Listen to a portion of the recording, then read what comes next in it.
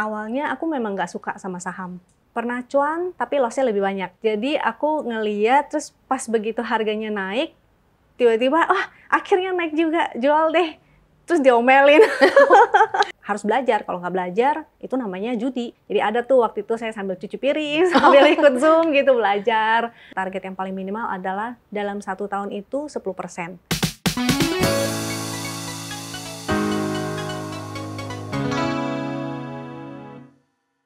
Oh ya, Cici udah nonton? Cici udah nonton sampai episode berapa? Udah sampai habis. Aduh, aku belum lagi. Nanti jangan spoiler ke aku ya, Ci. Iya. Oke, kita mau langsung ngobrol. Cici duduk di sini aja. Oke. Bye semuanya.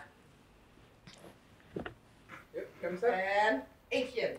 More than just a hidden gem, welcome back to Hidden Masters bersama saya, Ardina Glenda. Please welcome Julia Tilly. Halo Ci Juli. Halo Glenda. Terima kasih banyak sudah mau datang ke Hidden Masters. Thank you juga udah diundang. Pastinya. Apa kabar Ci Juli, baik? Baik. Oke, nah Ci Juli, aku dengar rumahnya deket sini juga ya? Deket, jadi lumayan lah. Oke, nah Ci Juli mungkin belum banyak yang tahu nih Sahabat Miraset mengenai kisahnya Ci Juli, nanti cerita-cerita ya. Boleh diceritain dikit dulu kepada Sahabat Miraset, Ci Juli ini siapa dan sekarang lagi sibuk apa aja sih? Jadi aku itu, kenalin nama saya Julie, panggilannya Julie tapi nama saya Julia Tilly dan saya itu co-founder dari Wisdom Mind Invest. Oke, Wisdom Mind Invest berarti bergeraknya di bidang investasi dan trading tentunya ya Ci ya? Pastinya. Pastinya, nah kita nanti akan kulik-kulik lebih dalam, tapi sebelum kita mau membahas nih mengenai itu, kilas balik sedikit dulu background pendidikan dan karir Ci Juli awalnya seperti apa sih? Background saya, jadi kalau jurusan kuliahnya ini agak melenceng nih. Oke, yang mana adalah? Nah, aku S1-nya adalah desain grafis. Oke. Kalau pekerjaan sebelum masuk ke market, itu ada beberapa. Jadi saya pernah ngajar di kampus, di Untar, dan saya juga ada freelance untuk jadi ilustrator buku anak. Tapi pekerjaan utama saya itu adalah saya punya bisnis online shop. Oke, jadi setelah lulus kuliah desain grafis gitu ya Ci, pernah menapaki beberapa karir gitu. Dan awalnya itu lumayan berkaitan lah ya dengan jurusan awal Cici. Oke, setelah itu menekuni bidang online shop. Online shopnya apa waktu itu Ci? Waktu itu di bidang pakaian. Jadi sebenarnya sebelum online shop pun aku punya banyak pekerjaan ya. Aku pernah bikin PT di percetakan dan desain grafis. Habis itu aku pernah juga buka Fuji Film, terus pernah juga kerja di korporat. Jadi udah banyak nih macam-macam. Dan setelah itu, tapi karena aku udah punya anak, aku memutuskan untuk ya serius untuk keluargaku. Makanya aku mencari kerjaan apa ya kira-kira yang bisa aku tuh tetap mengurus keluarga paling utama. Ya salah satunya adalah online shop. Oke, online shop ini Cici jalani dari tahun berapa? Aku lupa persisnya, tapi kalau nggak salah sih dari 2009 deh. Sampai terakhir itu di 2020, nah itu mulai deh masa-masanya saya masuk ke bisa dibilang midlife crisis ya. Jadi banyak masalah banget di situ, mulai dari aku harus merawat orang tua aku yang kena stroke, habis itu aku kehilangan mama aku, terus udah gitu kehilangan kerjaan aku ngajar. Job untuk freelance juga nggak ada, kena COVID lagi. Jadi banyak banget di sana. Udah gitu, ya udah baru akhirnya aku memutuskan untuk benar-benar serius di market. Gimana sih waktu itu Ci Juli menanggapinya? Ya mau nggak mau ya harus jalanin aja ya. Pokoknya cari aja. Pasti semua masalah itu ada solusinya. Kalau nggak ada solusinya, itu bukan masalah. Kan prinsipnya begitu ya. Jadi ya udah dijalani. Tapi syukurlah, jadi dari 2020 itu justru datanglah si Foni itu. Jadi foundernya Wisdom and Invest itu sebenarnya Foni. Aku itu diajak sama Foni untuk bergabung, yuk kita bikin komunitas saham bareng-bareng. Jadi bukan cuma kita berdua sih, sebenarnya ada beberapa orang lagi. Nah disitulah Wisdom and Invest itu berjalan sampai sekarang. Oke, nah ini kan kita mendengar ceritanya dari tengah-tengah nih. Tapi Ci Juli sendiri sebenarnya mengenal dunia saham di 2020 atau sebelumnya udah mengenal? Dari 2018 awal aku udah mengenal. Jadi udah 7 tahun ya di saham. Sampai sekarang? Sampai sekarang. Iya. Nah awal kenalnya nih dari mana sih Ci? Jadi awalnya itu agak lucu sih. Dari 2018 di awal-awal itu aku kan ada iparku yang aku anggap udah sebagai mentor. Dan dia dengan mudahnya, Juli, kamu sana lagi belajar saham gitu. Dan ini rekeningku, kamu pegang aja. Oh, langsung disuruh pegang sendiri. Iya, aku juga sampai shock. Tapi ya udah mau nggak mau ya belajar dari sana. Tapi Cici beneran pegang sendiri? Pegang, ya agak shock sih ini sama apa-apa ya pelajari dulu lah ya. Nggak langsung diklik-klik, nggak. Oke. Aku pelajari dulu cara buynya gimana, cara sell-nya gimana gitu. Jadi yang basic lah ya. Basic dulu. Nah waktu itu belajar dari mana Ci untuk basic sampai akhirnya bisa beli gitu? Belajarnya itu nggak exactly belajar teknikal ya. Karena waktu itu kan untuk belajar itu agak susah sih cari materi-materinya. Nggak kayak sekarang ya. Kalau sekarang kan gampang banget dicari, bisa di YouTube, dimanapun media sosial tuh udah ada. Kalau dulu itu kita taunya ada grup premium, grup VVIP yang kasih stock pick, yaitu di Telegram. Nah itu terjunlah aku ke grup-grup VVIP yang ya gitulah. Berbayar waktu itu ya Ci? Berbayar. Oke, jadi belajarnya dari situ. Dan akhirnya berani memegang akun kakak ipar. Pegangnya sebentar doang waktu itu. Jadi dia nyangkut suatu saham. Oh, waktu dikasih ke Ci Juli itu dalam kondisi udah nyangkut. Jadi aku ngeliat, terus pas begitu harganya naik, tiba-tiba, akhirnya naik juga, jual deh. Terus diomelin, kenapa langsung dijual, kan baru naik, dia bilang gitu. Terus ya udah, akhirnya aku memutuskan ya udah deh, mendingan daripada pegang akun orang, aku balikin. Jadi aku langsung memutuskan untuk buka rekening sendiri. Oke, setelah berapa lama akhirnya buka akun sendiri, Ci? Kayaknya nggak lama ya, sebulan 2 bulan deh. Oh cepet. Nah setelah 1-2 bulan itu sambil belajar juga nih, apakah Cici langsung trading? Langsung dengan akun sendiri? Jadi waktu itu memberanikan diri ke sekuritas terdekat. Saat itu tahunnya di CP juga. Terus aku sempet nanya-nanya sama brokernya waktu itu, gimana sih cara belajarnya? Maksudnya ini chartnya apa? Ini apa? Mesti beli saham apa ya? Aku sempat nanya-nanya. Dan waktu itu sih kayaknya brokernya nggak gitu informatif banget ya. Jadi ya udah mau nggak mau dia cuma nyarankan satu saham Excel ya, aku ingat pertama kali beli. Dia pas beli Excel, aku nunggu berbulan-bulan kok nggak naik-naik gitu. Ya udah bersabar aja, begitu naik akhirnya aku jual. Dan abis itu tetap kan masih di dalam grup Telegram itu VVIP. Ya melanglang buana lah dari grup VIP 1 ke VIP lain sampai akhirnya aku ketemu sama Foni, foundernya Wisdom and Invest. Oke, nah awalnya kan cuma dikasih tahu lah ya sama kakak ipar mengenai satu instrumen yang namanya saham. Tapi pada akhirnya kenapa sih Cici memberanikan diri untuk menekuni dunia saham ini benar-benar? Awalnya aku memang nggak suka sama saham. Kenapa tuh, Ci? Jadi keluargaku ada sejarah dengan judi lah ya. Jadi di sana aku menganggap bahwa saham ini judi nih. Tapi begitu sosok yang aku respect gitu, dia bilang, Juli belajar. Oh ya udah. Dan aku mikir juga memang iya sih ya, saham itu rata-rata kan orang-orang yang berkaya itu punya saham. Atau seenggaknya mereka membeli saham, punya saham gitulah. Jadi aku memutuskan untuk belajar. Kalau aku nggak belajar sekarang, kapan lagi? Oke, dan akhirnya setelah beberapa lama ya menekuni dunia saham gitu, apakah Cici langsung menentukan gaya trading atau investasi Cici? Waktu itu nggak tahu sih. Jadi karena masuknya ke grup VIP, tentunya langsung trading. Karena aku nggak ketemu mentor yang fundamental. Waktu itu ketemunya adalah grup-grup yang semuanya trading. Nah, dari berbagai macam grup yang Cici ikuti, itu akhirnya pernah cuan nggak, Ci? Pernah cuan, tapi loss-nya lebih banyak. Oh gitu. Nah, tapi dari situ nggak kapok, Ci? Nggak dong. Kalau baru belajar sebentar, mana ada artinya ya. Kalau kita kan ya kuliah aja kita 4 tahun. Okay. Apalagi baru belajar sesuatu, masa baru sebentar udah berhenti.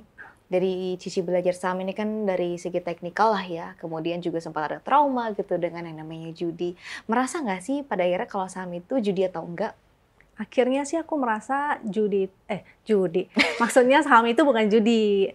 Karena kita benar-benar belajar ya. Ada teknikalnya apa segala. Ya tentunya harus belajar. Kalau nggak belajar itu namanya judi gitu.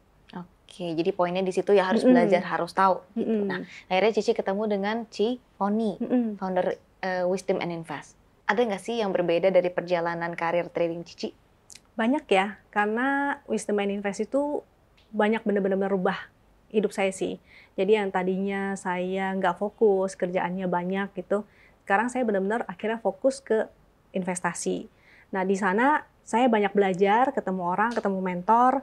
Saya juga belajarnya nggak cuma sama satu mentor, saya banyak belajar sama beberapa mentor, ikut workshop, dan akhirnya di dalam Wisdom and Invest pun aku belajar sama teman-teman. Namanya komunitas ya, kita memang saling belajar, diskusi. Terus di sana aku juga ketemu ya dengan beberapa sekuritas, tentunya dengan Mirai juga, ketemu Glenda, Cilinda, dan ya banyaklah kenalan dengan teman-teman baru dan dapat ilmu baru. Oke, nah apa sih yang berbeda dari Wisdom and Invest dengan komunitas investasi saham lainnya, Ci? Jadi Wisdom and Invest pertama kali dibentuk, tujuan kita adalah membentuk komunitas yang positif. Nah, karena waktu itu tuh awal-awal di tahun 2020 ya, itu banyak komunitas, tapi rata-rata tuh isinya grup-grup yang untuk pom-pom saham. Nah, jadi kita maunya grup yang memang benar-benar bersih ya, positif. Terus udah gitu kita juga bikin tools untuk analisa. Jadi kalau teman-teman yang mau analisa sendiri secara mandiri itu bisa. Kalau mau diskusi di room member itu juga bisa. Oke, kita sekarang mulai ngomongin strategi tradingnya Ci Julie. Nah, Ci Julie ini tipe trader dengan time frame yang seperti apa sih, Ci? Aku udah nyobain segala macam style trading. Dari fast trading, scalping, swing, terus udah pelajari juga segala indikator. Aku belajar tape reading, bandarmologi, teknikal. Cuma mungkin yang belum aku sentuh, yang baru lagi on progress belajar itu fundamental. Jadi ya kalau style investor saya belum jalani kali ya, soalnya kan itu lama ya, butuh waktu. Jadi kalau yang paling nyaman itu sih di aku adalah swing. Soalnya kalau invest kan kelamaan ya. Disuruh Gak sabaran nunggu, nih ya? gak sabar. Kalau disuruh nunggu bertahun-tahun kayaknya nggak kuat deh. Tapi kalau misalnya scalping pun atau fast trading pun kayaknya capek banget untuk ngikutin ritmenya kan. Jadi yang di tengah-tengah aja yaitu swing trading. Oke, nah kita ngomongin swing trading nih. Cici kan peralihan karirnya banyak nih ya. Dari di cafe, sampai ke online shop, sampai jadi ibu rumah tangga juga. Ini ada kesulitan gak sih Ci mengadaptasi itu semua sampai sekarang punya karir menjadi full time trader juga dan ibu rumah tangga? Awal-awal pasti ada sih, terutama ya waktu awal belajar trading ya. Karena harus habiskan waktu untuk belajar ikut workshop. Waktu itu untungnya sih mulai banyak Zoom. Jadi kita bisa sambil menjalankan aktivitas sambil belajarnya lewat Zoom. Jadi ada tuh waktu itu saya sambil cuci piring, sambil ikut Zoom gitu belajar. Terus ya banyaklah, semuanya harus multitasking jadinya. Oke, dan untungnya sampai sekarang membuahkan hasil ya Ci ya? Betul, amin. Oke, nah kita mulai ngomongin strateginya Ci Julie. Nah, Ci Julie ini kan dikenal sebagai seorang swing trader gitu ya. Nah, strategi apa sih yang selama ini paling works buat Cici? Aku cocok dengan momentum trading. Dan tentunya aku pakai tools dari Wisdom and Invest. Karena memang kita sengaja bikin tools untuk analisa itu sesimpel mungkin dan semudah mungkin. Karena Foni dan aku kan sama-sama ibu rumah tangga. Jadi kita pakai tools itu untuk membantu kita analisa lebih mudah. Oke, boleh di-spill nggak sih Ci, seberapa banyak sih tools ini membantu Cici dalam trading? Banyak banget, karena jadi mempersingkat ya. Itu tuh bentuknya seperti chartboard. Jadi kita tinggal request lewat Telegram dan udah muncul. Dan di chartnya itu memang sudah ada trading sistemnya. Jadi aku cukup melihat ada sinyal nih gitu. Ada sinyal belinya, maka kita bisa langsung bikin trading plan. Jadi kita mempersingkat lah. Oke, nah balik lagi ke tadi momentum trading. Momen seperti apa sih yang bagi Julie ini paling pas untuk masuk atau entry point sebagai seorang trader? Kalau bicara momen penting, saya benar-benar bergantung sama tools itu sih. Jadi karena itu udah mempersingkatkan. Aku nggak perlu repot-repot lagi untuk menganalisa macam-macam. Nah itu benar-benar tinggal request atau tinggal buka screeningnya, karena di tools itu kan ada screeningnya. Jadi dari screening itu aku tinggal pilih mana yang ada momentumnya, ya udah tinggal bikin trading plan. Nah, sebagai seorang technical trader, ada nggak sih indikator-indikator teknikal yang so far paling manjur buat Ci Julie? Kalau indikator ada, jadi sebelum kita menggunakan tools trading ini pun, aku sebenarnya belajar teknikal, benar-benar pure teknikal ya, karena aku juga ngambil sertifikasi CTA atau Certified Technical Analyst. Jadi di situ kita belajar semua indikator yang ada. Nah kalau indikator favorit aku sih tentunya indikator momentum, cuma momentum itu nggak diajarin ya sebenarnya, nggak umum sih itu. Yang umum kan biasa kayak stokastik, moving average, terus ada apa lagi ya, moving average, MACD. Yang paling aku suka ya standar lah ya, paling kayak moving average-nya dengan stokastik dikombinasi dengan Fibonacci. Oke, apakah dengan kombinasi 3 indikator itu bisa menemukan sebuah momentum yang tepat untuk entry, Ci? Bisa juga, bisa juga. Jadi semua indikator ini sebenarnya umum ya, bisa dipakai di market apapun. Bahkan misalnya kalau kita mau trading forex, kita mau trading Bitcoin, technical indikator itu umum, bisa dipakai di semua tempat. Dan itu kita bisa nangkepin, maksudnya dengan strateginya tuh juga berbagai macam. Kita bisa follow the trend, kita bisa bottom fishing, kita bisa untuk scalping, macam-macam. Nah, sebagai seorang technical trader kan biasanya lebih aktif nih pantau market ya, Ci. Kan pilihan saham juga banyak banget, sinyalnya juga pasti banyak. Nah, cara Cici menentukan masuk ke saham A, tapi nggak masuk ke saham B. Ada faktornya nggak, Ci? Ada. Pertama, misalnya sama-sama bagus nih, cuma mau pilih yang A atau yang B. Betul. Karena kan nggak bisa semua saham dipilih ya. Aku jadi sering pilihnya tuh saham-saham yang memang sering memberikan aku cuan. Nah, itu apakah karena Cici memang sudah familiar dengan cara geraknya atau ada faktor lain juga? Betul, karena udah sering perhatiin, jadi udah tahu, oh mesti nanggepinnya itu pas buy on breakout atau harus buy on weakness. Oke, jadi memang betul ya, Ci, setiap saham itu punya pola pergerakannya masing-masing? Benar banget. Oke, nah kita ngomongin soal disiplin sebagai seorang technical trader. Seberapa penting sih, Ci, sebetulnya? Penting banget itu. Kalau enggak nanti ya bisa loss banyak ya. Cuma gara-gara nggak disiplin aja. Oke. Pernah ada cerita loss karena nggak disiplin? Ada. Jadi yang paling berkesan itu waktu itu saham USKT. Itu di harga berapa ya? Kalau nggak salah 2.300-an. Jadi masih lagi di pucuk-pucuknya banget tuh. Ya. Dan waktu itu kan ada kasus tuh si USKT yang jembatannya roboh atau apa, aku lupa deh. Nah, aku sempat nanya juga ke temen, kira-kira gimana ya, mau di hold apa enggak? Kan waktu itu masih dalam proses belajar. Oke, itu periode holdnya udah berapa lama, Ci? Aku lupa inget sih. Mungkin beberapa minggu sampai beberapa bulan kali ya. Dan waktu itu minusnya juga lumayan dalam banget. Makanya itu sangat berkesan banget. Aku sempat nanya ke beberapa orang dan beberapa orang tuh bilangnya, gak apa-apa, WSKT kan saham BUMN, udah di hold aja, ya paling nggak setahun 2 tahun gitu. Untungnya aku nggak ngikutin saran itu sih, nggak aku hold bener-bener 1-2 tahun. Jadi waktu itu minusnya udah dalam banget. Dalamnya berapa nih, Ci? Boleh spill gak? Kalau nominal aku udah nggak inget ya, terus terang. Jadi kalau persen aku masih sama-sama inget, kalau nggak salah hampir 50% kayaknya.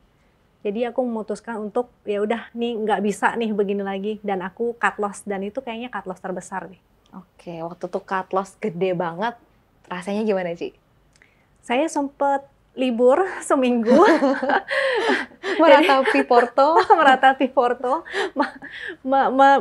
masukin kembali nyawa-nyawanya, habis itu baru mulai trading lagi. Oke, meyakinkan lagi nih, trading lagi, sempet gitu nggak, Ci? Enggak sih, aku tidak pernah berpikir untuk stop untuk trading. Karena kalau udah dimulai, kita harus selesain dong. Harus selesain ya? Ya walaupun nggak selesai juga ya, kan ini untuk seterusnya. Nah, itu kalau cerita boncos. Kalau cerita cuannya nih, ada yang fantastis nggak, Ci? Fantastis, sebenarnya ada beberapa sampai aku udah nggak inget lagi. Wih, banyak ya, Ci? Tapi kayaknya kalau nggak salah waktu itu INKP deh. Waktu itu INKP sempet ya puluhan persen lah. Nggak sampai 100% sih kan. Karena kadang-kadang aku kan averaging up gitu. Jadi puluhan persen lah. Dan itu dalam jangka waktu berapa lama, Ci? Lumayan ya. Kayaknya beberapa bulan, nggak nyampe bulan deh, beberapa minggu. Keren. Nah, itu tuh cara Cici menentukan harus jual, itu gimana? Kan lebih susah jual daripada beli ya kayaknya, Ci? Kalau awal-awal ya pasti ada salahnya lah ya. Cuma sekarang itu aku punya strategi lain untuk cara jualnya. Jadi lebih ke ini, price action. Jadi kalau price action itu biasanya begitu harga sudah membentuk atau candle sudah membentuk lower low, nah itu aku jual. Dan jualnya pun nggak langsung semua ya, biasa jualnya cicil. Jadi misalnya dia break low 1 candle atau 2 candle, itu aku take profit pertama. Jadi begitu low lagi, aku baru jual semuanya. Oke, berarti memang nggak jual di pucuk juga gitu ya, Ci ya? Dan nggak masalah ya nggak jual di pucuk, Ci? Oke, yang penting cuan. Nggak ada orang yang bisa beli benar-benar di bawah dan jual benar-benar di atas. Oke. Jadi ya yang penting paling maksimal aja seberapa ya Ci ya. Oke, sebagai seorang trader nih, Cici tuh punya target nggak sih atau let it flow aja? Ada sebetulnya. Jadi targetku itu minimal ya. Ini target yang paling minimal adalah dalam 1 tahun itu 10%. Jadi kalau bisa lebih di atas itu oke. Karena kan kalau deposito kan itu di kisaran 5 atau reksadana itu juga biasa cuma belasan aja kan.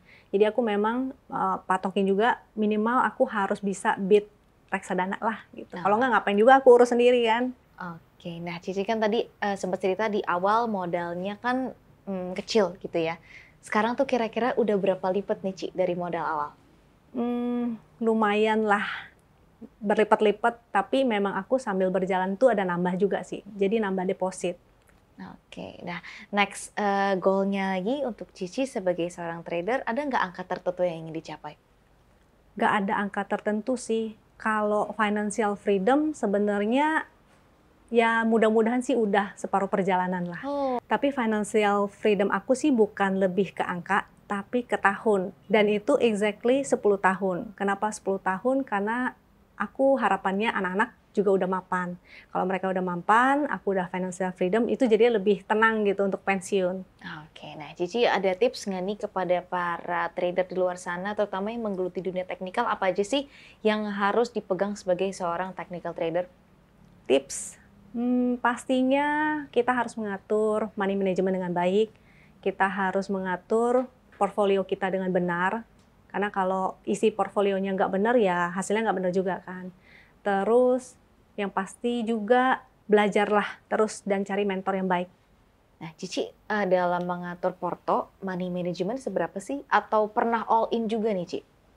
All in kayaknya nggak pernah ya. Saya selalu, jadi kalau dulu lah masih salah lah ya, nggak usah diomongin. Kalau sekarang itu saya udah mulai mengatur portfolionya agak lebih baik. Jadi saya mengikuti seperti seorang fund manager itu mengatur. Jadi misalnya 40% itu harus ada blue chipnya, sisanya itu baru second liner, third liner gitu. Oke, Cici ini tipe yang memanfaatkan fasilitas margin juga nggak? Waduh, nggak pernah. Dulu pernah, tapi sudahlah, itu sudah berlalu. Udah insaf ya? Oke, Ci Juli, kita menuju ke beberapa pertanyaan terakhir ya, sebelum sesi games. Untuk Ci Juli, definisi mapan itu apa sih? Mapan itu menurutku seseorang udah mantap atau matang dari sisi finansial dan mental. Jadi bukan cuma soal uang aja ya yang namanya mapan. Karena kalau mentalnya itu belum siap, belum jadi orang yang wise juga, maka harta 7 turunan itu bisa hilang begitu aja. Oke, make sense dan nice advice. Nah, kita menuju ke pertanyaan terakhir, definisi sukses untuk seorang Ci Julia Tili. Kalau aku, karena aku family person juga sih. Jadi menurut aku sukses itu adalah ketika semua keluarga itu hidup terpenuhi dengan baik, juga keluarga yang harmonis. Karena kan ada ya orang yang sukses tapi ternyata pasangannya nggak setia. Ada juga yang sukses tapi anaknya bermasalah. Jadi menurut aku lebih balance itu lebih bagus lah. Oke, luar biasa. Terima kasih Ci Juli. Kita menuju ke segmen games ya Ci ya. Segmen games kali ini adalah beli atau jual. Oke, cocok banget nih sama Ci Juli. Kita langsung ke pilihan yang pertama. Yang pertama, investasi berisiko tinggi, tapi berpotensi untung besar. Ci Juli, beli atau jual? Jual. Jual. Oh, oke. Jadi lebih suka yang low risk ya, Ci ya. Ini yang kedua, portofolio dengan diversifikasi minimal. Beli. Oh, beli. Oke. Suka yang terfokus ya, Ci? Oke. Nah, yang ini lebih fokus lagi nih. Kalau investasinya di sektor teknologi, mau beli atau jual? Beli. Oh, beli. Oke, ini insight ya. Oke, saham perusahaan yang sering bagi-bagi dividen. Jual. Oh, jual. Lebih suka return. Lebih suka return. Lebih suka return. Oke, itu dia tadi pertanyaannya. Terima kasih Ci Juli sudah datang ke Hidden Masters. Sahabat Werasit, itu dia tadi perbincangan kita bersama dengan Ci Julia Tili. Kalau kamu suka dengan episode kali ini, jangan lupa di like, comment, dan share, dan juga tentunya subscribe ke YouTube channel kita. The world is changing, so let's aim higher and bigger. Kita akan jumpa lagi di episode Hidden Masters berikutnya. Bye-bye! Definisi mapan itu berbeda untuk setiap orang. Ada mereka yang hidup untuk hari ini, dan mereka yang membangun masa tua sedari muda. Aplikasi M-Stock hadir untuk mereka yang ingin jadi mapan. Perkuat kendali keuangan dengan produk investasi yang beragam. Dan pantau semua pergerakan dari satu aplikasi, baik bagi pemula maupun pemain lama. Saatnya jadi mapan bersama M-Stock dari Mirai Asset. Download aplikasinya sekarang.